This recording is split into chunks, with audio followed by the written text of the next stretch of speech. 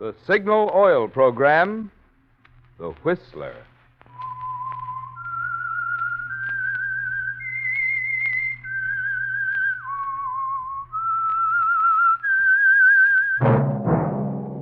That whistle is your signal for the Signal Oil Program, The Whistler.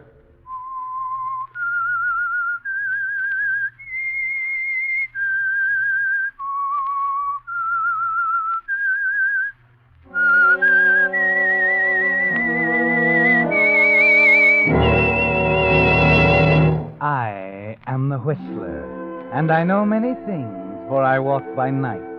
I know many strange tales hidden in the hearts of men and women who have stepped into the shadows. Yes, I know the nameless terrors of which they dare not speak. Yes, friends, it's time for the Signal Oil Program, The Whistler. Rated by independent research, the most popular West Coast program in radio history. In gasoline, you know, it takes extra quality to go farther. And Signal is the famous Go Farther gasoline. So look for the Signal circle sign in yellow and black that identifies Signal service stations from Canada to Mexico.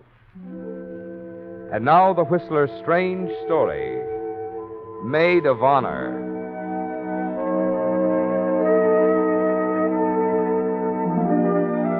It was mid-morning when Elaine left Nancy's apartment in the suburbs and began the unbearable taxi ride across the city to Elmwood. The traffic was slowed down by a late February drizzle, and the clamoring horns, grinding gears, and clanging signal bells played along the raw edges of her nerves. Driver, can't you take another route? Can't you get out of this some way? Sorry, ma'am. You said you were in a hurry, and the fastest way to Elmwood's right through the center of town.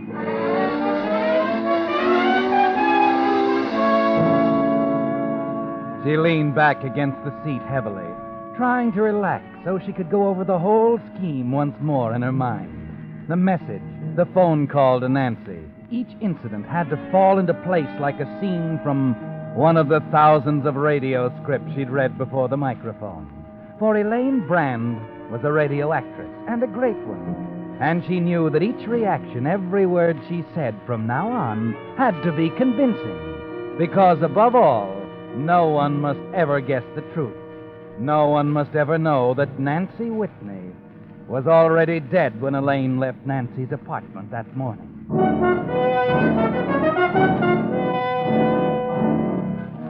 It seemed a year before the taxi pulled up in front of the quiet house in Elmwood. But when Nancy's sister Margaret answered the bell and Elaine stepped into the hallway, she was ready for the greatest role of her career. And she was almost relieved when Margaret began it just as she had expected. Please, don't take off your coat, Elaine. I just can't talk today. Margaret, you've got to be reasonable about this. I came all the way across town. I'm sorry, Elaine. I'm not up to it today. If you don't mind, I'd rather not discuss it. You're going to discuss it. I'm not going to stand idly by and watch you ruin your sister's wedding. I told you I'm not feeling well. That convenient heart trouble of yours isn't going to get you out of it this time. Do you realize what you're doing, Margaret? Can you understand what this is doing to your sister? I understand everything. I'd rather see Nancy disappointed now than later. Disappointed? She's despondent. If you refuse to stand up with her tomorrow, I don't know what she'll do. She loves you, Margaret. You've been almost like a mother to her. Oh, why go through all that again? I disapprove of Bill Pendle. I don't want any part of that wedding. And that's all there is to it. That has nothing to do with it. It doesn't matter whether or not you disapprove of Bill. Nancy loves him. That's all that matters. They're going to be married tomorrow. And you're going to be a maid of honor if I have to drag you there. I should think you'd have the common decency. Oh, please, Elaine. I don't want to hear any more. And don't tell me I don't love my sister. She means more to me than anything in the world. I hope you can convince Nancy of that. What do you mean? She ought to be here in a few minutes. I told her to come. Oh, why did you do that? Do I have to be tortured with it? Oh, stop being sorry for yourself. You're talking to a professional, darling. I know an act when I see one. There's Nancy now. Answer the door. I don't want to see her. Tell her I won't tell her anything. You just said you love her. Now you can prove it, Margaret. Go ahead. Answer the door. Oh, I have a message here from Miss Elaine Brand. Elaine? Is she here? Yes. Thank you. I'll give it to her. All right. Elaine. Yes? Wasn't Nancy.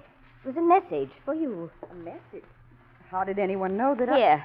It's from Nancy. Nancy? Why, is she...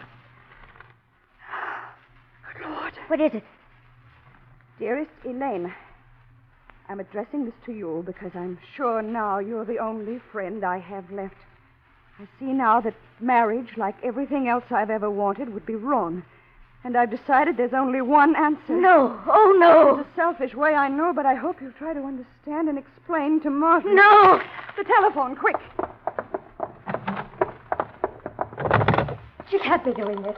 Nancy would never do anything like this. She's doing it.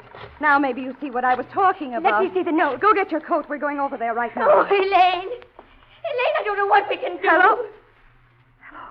Nancy? It's Nancy. Oh, thank heaven. I just got your note. Listen, darling, you're all wrong. Believe me, dear, you're making a terrible mistake. Margaret understands now. I've had a talk with her. You can't do it, Nancy. It's not fair to Bill or Margaret or any of us. You've got to promise me now. Don't make a move until we get there. We're leaving right now. Promise me that. Yes, dear. Of course. Let me talk to her. No, she hung up. Oh, Elaine, if anything should happen, we better call the police. No, it would get into the papers. She said she wouldn't do anything until we got there. Come on, Margaret. We've got to hurry.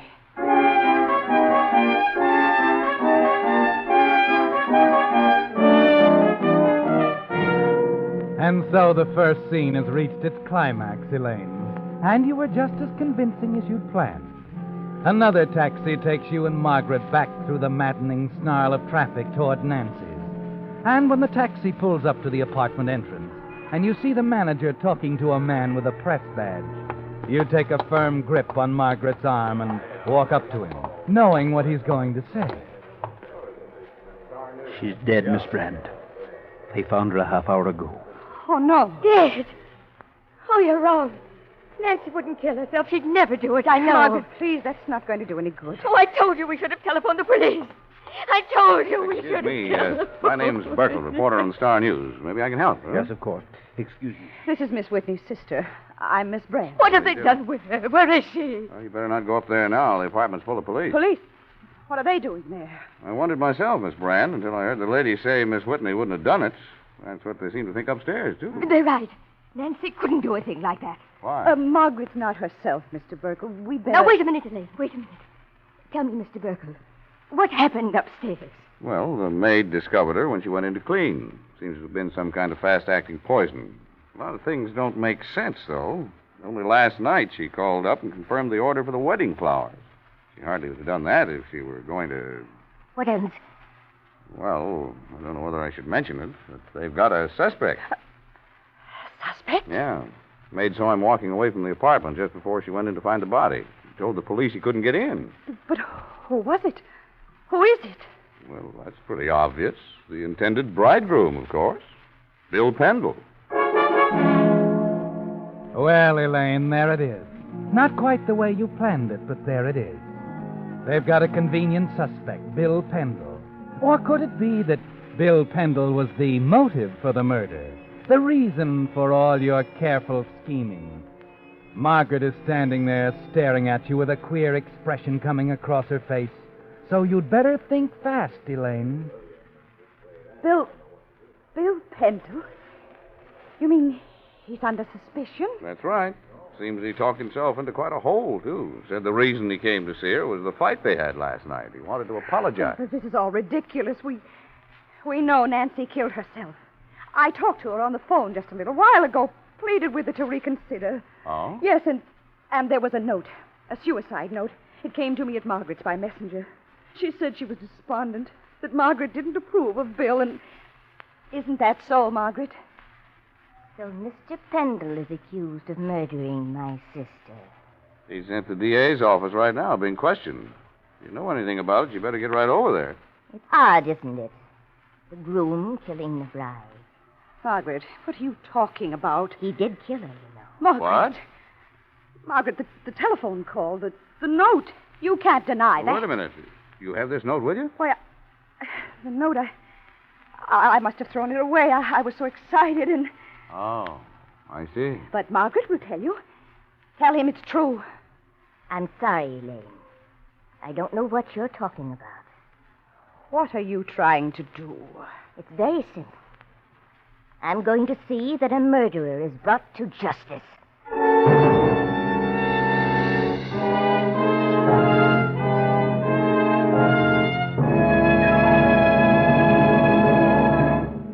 With the prologue of Maid of Honor, the Signal Oil Company brings you another strange story by The Whistler. But now, a word to you drivers. If you want to keep performance up and wear down during the months of hard summer driving ahead, it's time to see your Signal dealer now for a spring changeover from winter-weary lubricants.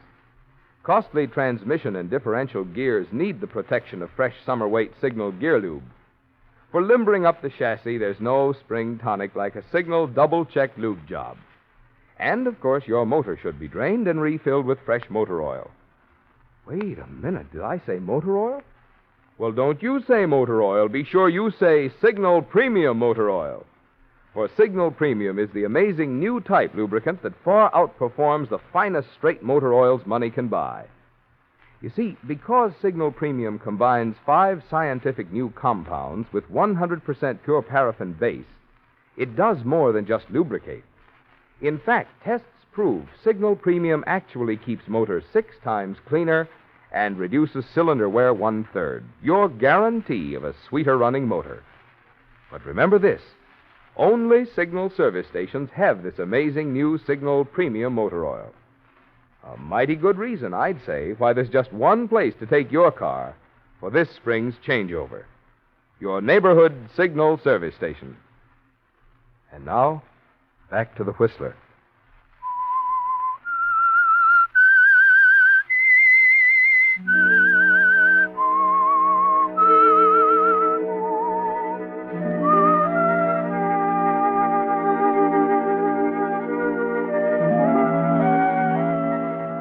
Well, Elaine, that queer, tense expression on Margaret's face was the answer. Your whole plan is gone now.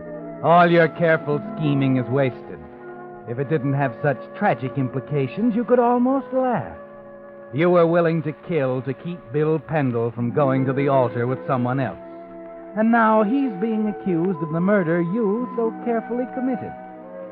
But you know that Margaret holds the key. You know that somehow you've got to make her admit the truth about the note and the phone call. We're going to the district attorney's office, Margaret. Are you going to tell them the truth, or aren't you? Oh, my heart. You're going to tell them, Margaret. Do you understand that? No. No, I'm not going to tell them anything. He killed her, Elaine. He's going to suffer for it. And you'd let him to. You go on deliberately lying to see Bill Pendle brought to trial. Simply because you've always hated him. Nancy was my sister. I loved her. She'd be alive right now if it weren't for him. You're not going to get away with this, Margaret. Driver. Yes, ma'am? I've changed my mind. We're not going to the courthouse. Elaine, what are you going to do? I'm taking Miss Whitney back to her home, driver. She's ill. That's 152 Milford Lane, Elmwood. Yes, ma'am. Elaine, you can't. Oh, yes, I can.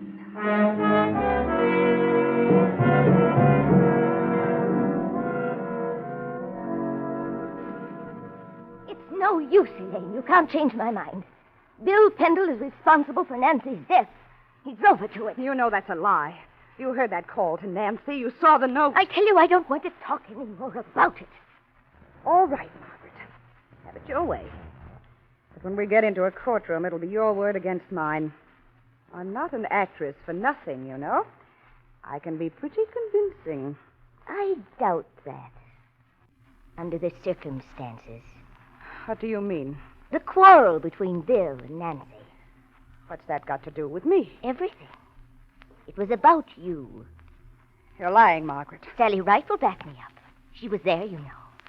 It was pretty ugly with Bill telling Nancy he wanted to walk out. That he was only going through with the wedding because he didn't want to hurt her. Margaret. Margaret, what are you saying? Bill is in love with you, Elaine. Oh, but there was nothing. Never. He hardly looked at her. That doesn't matter now. He told Nancy That's enough. Believe me, I didn't know. Oh, you'll have to be pretty convincing to make them believe that. When it gets to the courtroom, you'll be the other woman fighting for the man you're in love with. Whom do you think they'll believe? You or me? You couldn't be low enough to use the thing. I'll do anything to see that Nancy's murderer is punished. Now, if you don't mind, I'm going to lie down. Wait a minute, Margaret. I said I didn't want to talk about it. You're going to talk about it. Margaret, get away from that telephone. You won't leave me alone. I'm going to call I'm the not police. calling anyone. Give me that phone. Just to make sure you don't try to use it again. That ought to take care of it. You've broken the cord. Elaine, why are you doing this to me? Why? You're a sick woman, Margaret. Very sick. I'm going to stay here with you every minute and take care of you.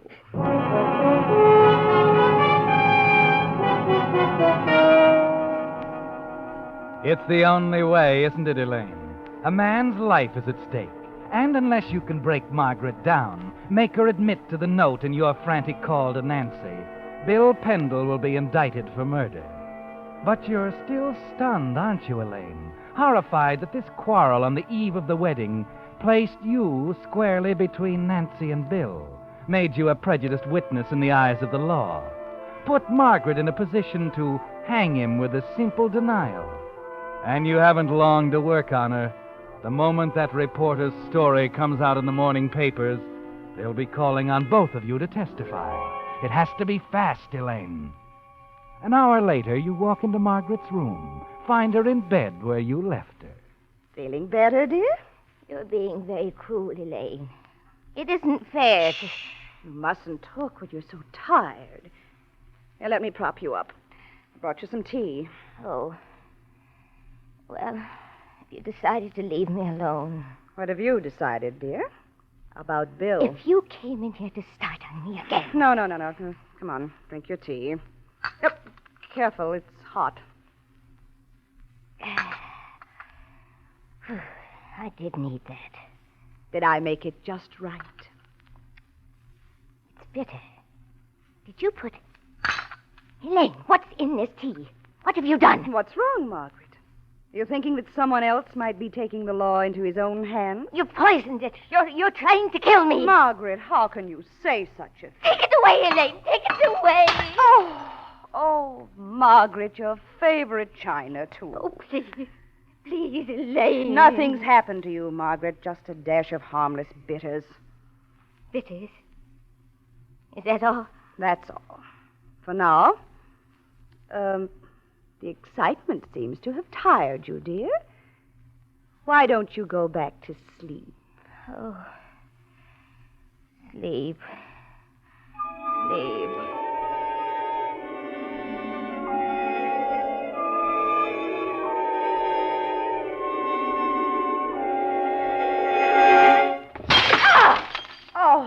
Did I waken you? What is it? Oh, I'm sorry, dear. It was a vase. I knocked it off the mantel. Oh, It was a shame to interrupt your rest. I'll never get back to sleep now. Poor dear. Shall I fix you a sleeping powder? No, I don't. I don't want anything. Have you changed your mind, Margaret? No, Elaine, no. I haven't changed my mind.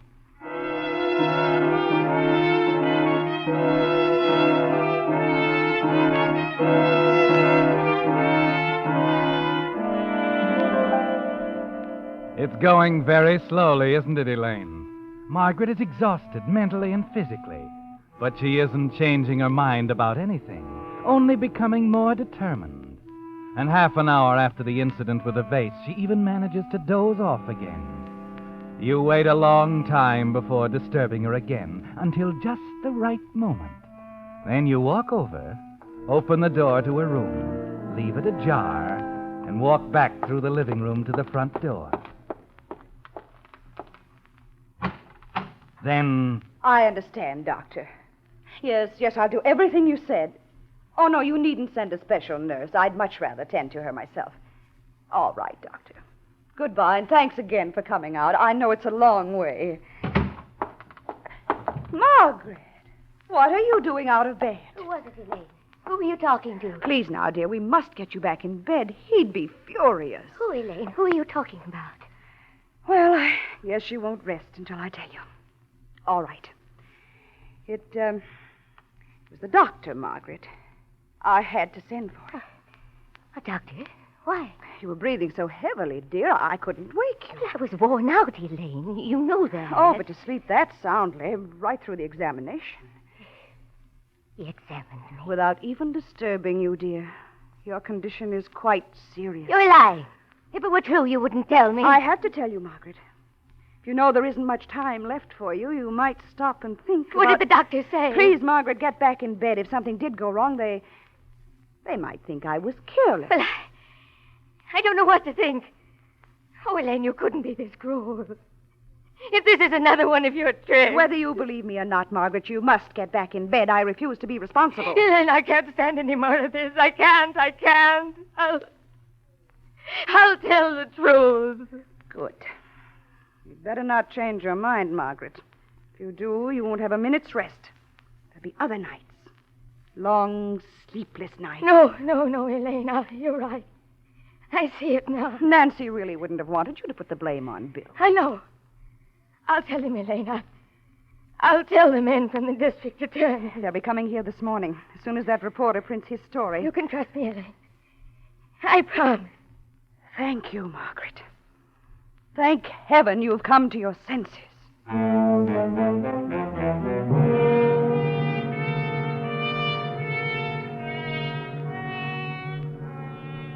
Well, Elaine, you've won. You can rest now. Relax in a chair in the living room and wait for morning, sure that Bill Pendle will be in the clear. It's going to be all right either way now, isn't it? Margaret will tell the truth about the note and the phone call. Or she'll be so hysterical in denying it that they'll pass her off as an incompetent. At 9 o'clock, the doorbell rings. You stir sleepily and then realize that it must be someone from the district attorney's office. You find yourself awake, preparing for their questions as you hurry to the front door. Oh, I thought... Yeah, sorry to disturb you, but the company got a complaint that your telephone's out of The order. phone? Oh, yes, come in. We broke the cord last night. Broke it? Yes, must have been badly worn or something. It just snapped right off the wall. Well, I'll have a look. The phone's in the bedroom. I'll show you. Margaret? I'm ready, Elaine. It's just the phone man, dear. It's all right. You can go in now. Yeah, thanks.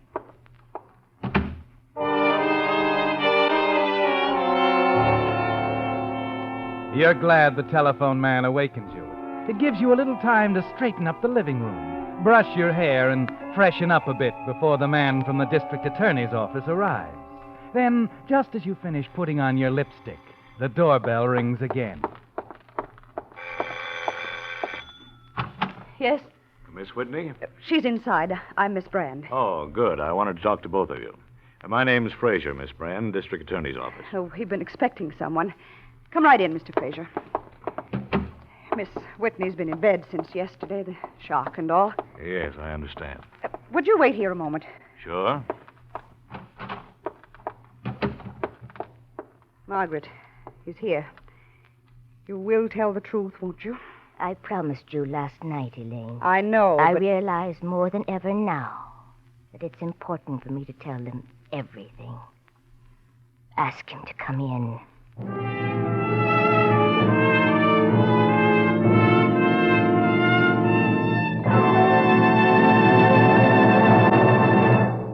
The Whistler will return in just a moment with a strange ending to tonight's story. Meantime, I have something else I think will surprise you. As I mentioned last week, this spring marks the 25th anniversary of Signal Oil. So I've been digging through the records, and I came across some data that really opened my eyes. Of course, we all know that today's gasoline offers the highest octane and the finest performance in all history. But do you have any idea how much today's gasoline costs you per pound? Not per gallon, mind you, but per pound. Well, here on the coast, for instance, not counting the taxes that have been added to gasoline, regular grade Signal costs only 2 1/3 cents per pound. Now, I've given you the pound price purposely so you can compare it with your cheapest vegetable, potatoes. Cost 4 cents per pound, compared with 2 1/3 cents for gasoline. Salt costs 5 cents per pound. Bread costs 11 cents per pound, compared with 2 1/3 cents for gasoline. That's why we say, when you fill up with Signal's famous Go Farther gasoline, you're not only getting the tops in gasoline quality, you're also getting one of today's most remarkable values. And now, back to the Whistler.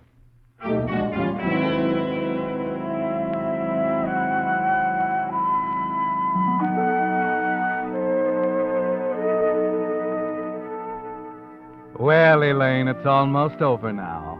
Margaret has promised to tell the truth, to admit the phone call and the vanished suicide note from her sister Nancy. Somehow you feel you can trust her. Something in the new earnestness, the penitence in her face, tells you that at last she realizes the horror of what she almost did.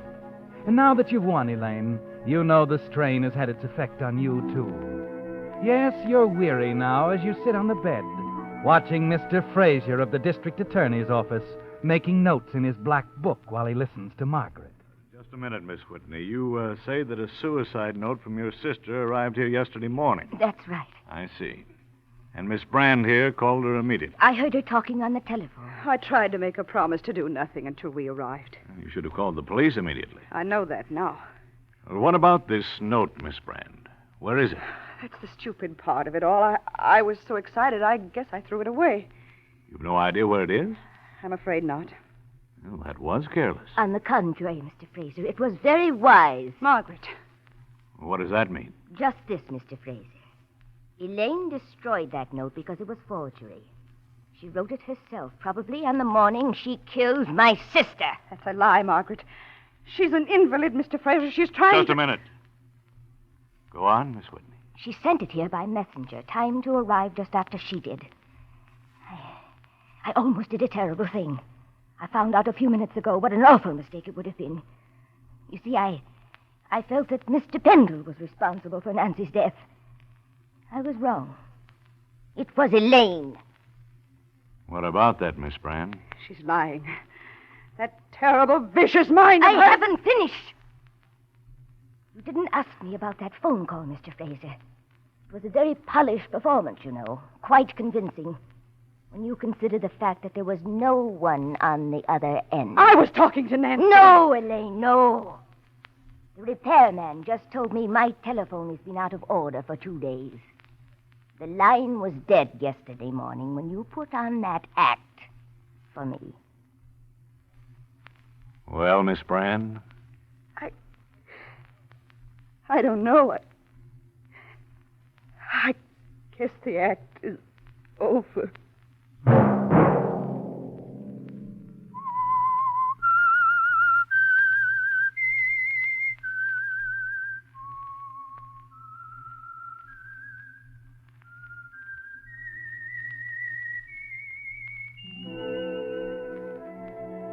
Let that whistle be your signal for the Signal Oil program, The Whistler, each Monday at 9. Brought to you by the Signal Oil Company, marketers of Signal gasoline and motor oil and fine quality automotive accessories. Signal has asked me to remind you, to get the most driving pleasure, drive at sensible speeds, be courteous, and obey traffic regulations.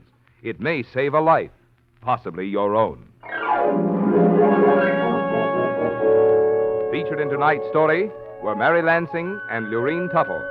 The Whistler was produced by George W. Allen with music by Wilbur Hatch, story by Brian Thorne, and was transmitted to our troops overseas by the Armed Forces Radio Service. This is Marvin Miller speaking for the Signal Oil Company.